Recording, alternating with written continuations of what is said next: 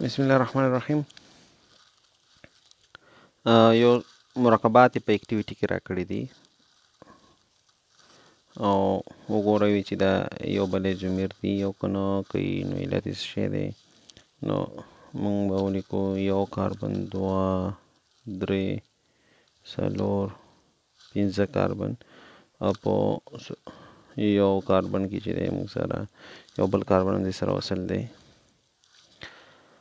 نو اوس به راشو هایدروجنو ته. یو، دوه، درې، څلور، پنځه، شپږ کاربن دي. نو دې فارمول به زه ولیکم چې دا شپږ کاربن دي، هایدروجنونه به پکې انشاءالله څوارلس وي. ښه، نو دا هایدروجنز دي موږ سره، صحیح ده. درې هایدروجن شو، یو هایدروجن دا شو، دا څلور، دا پنځه، دا شپږ، دا اووه، دا اته، نهه، لس، یولس، دولس، دیارلس، څوارلس. یو مرکب خو دا راکړی سی شپږ ایچ څوارلس دی. بل مرکب چې دی هغه دغه ساختمان هم باسو. نو موږ سره هغه یو، دوه، درې، یو کاربن دلته دی، یو کاربن دلته دی. نو دا د یو بل ایزومر ځکه نه دي چې ټول درې او د پنځه کاربن دا لري او هایدروجنز به واخلو زه لس یا دولس هایدروجنز لري. دا د یو بل ایزومیر نه دي. ځکه ایزومیر دې ته وایي چې مالیکولي فارموله به یو شاني. ښه، یو مالیکولي فارمول به شي یو شاني. هومولوګ دي، هومولوګ ورته وایي، خو صحیح ده، هومولوګ دي. چې دی هومولوګ دي خو د یو بل ایزومیرو نه دي.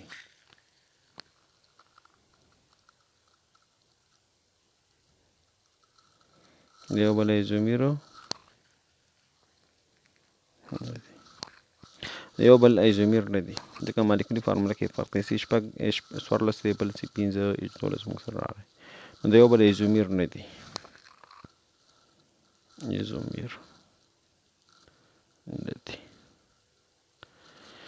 او که چېرته مثلا موږ سره یو بل یو کمپاوند داسې وي هغه یو بل ایزومیر وي، نو علت به یې څه وي؟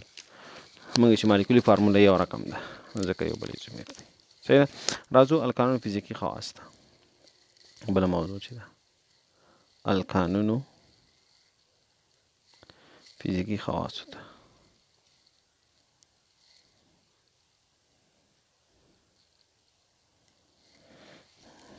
صحیح ده. لومړی خواص خاصو شرایطو کې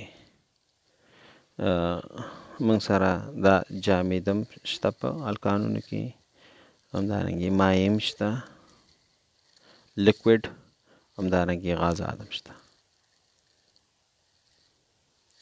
صحیح ده. په درې حالتونو کې پیدا کېږي د مادې، جامد، مایع، غازات. دویم خاصیت، دویم پراپرټي چې ده څلور چې دي، یعنې کاربن یو نه واخله کاربن څلور پورې، دا موږ مخکې یو لیکچر کې ویلي دي. کاربن یو نه واخله څلور پورې دا غازات دي، غازات دي. او کاربن څلورو نه واخله تر 18 پورې دا کاربن پنځو نه واخله 18 پورې دا مایعات دي. او کاربن اتلس او اتلس څخه اضافه شل یویشت دویشت داسې دا جامدات دي. صحیح ده، دا جامدات دي. بل شی چې دی هغه ایشیدو ټکي دي. دا ایشیدو ټکي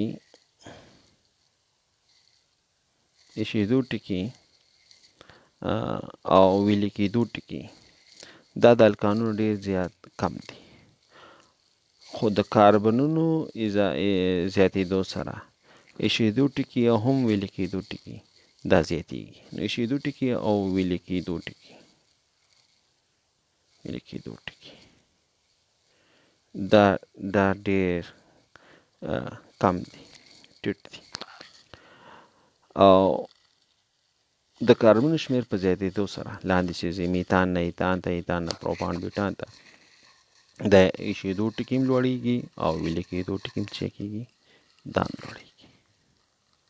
صحیح ده. نو د کاربن شمیر په زیاتېدو سره ایشېدو ټکي، ویلې کېدو ټکي، همدارنګه یو بل شی به هم سره یو اضافه کړو چې خبره خلاصه شي، کثافت یې څه کېږي، درې واړه زیاتېږي.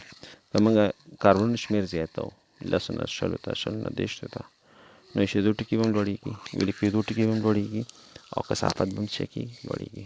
خو دا خبره به یاد ولرئ چې کثافت به تل لپاره د اوبو څخه شي کمي، کثافت به شي موږ سره کمي.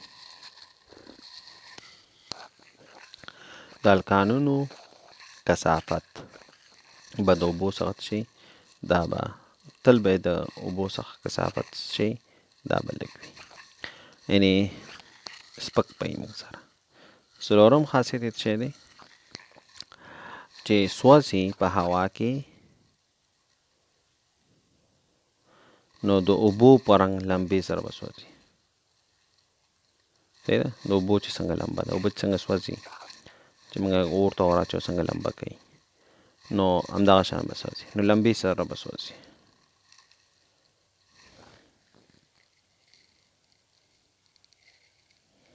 صحیح ده.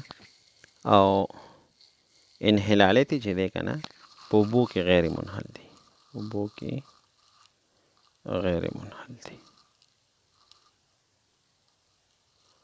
خو ځکه اوبه قطبي دي او الکانونه غیر قطبي دي، نو قطبي په قطبي کې حلیږي، غیر قطبي په غیر قطبي کې.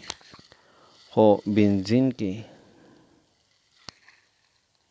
بنزین فارمول د HC6H6، همدارنګې کاربن تتراکلورایډ کې، کاربن تتراکلورایډ کې CCl4 کاربن تتراکلورایډ، دې کې دا څه دا منحل دی، دې کې څه منحل دی. نو غیر عضوي محللونو کې لکه تالوین شو، تالوین کې دا منحل دی، تالوین دا منحل دی. تالوین فارموله ده CH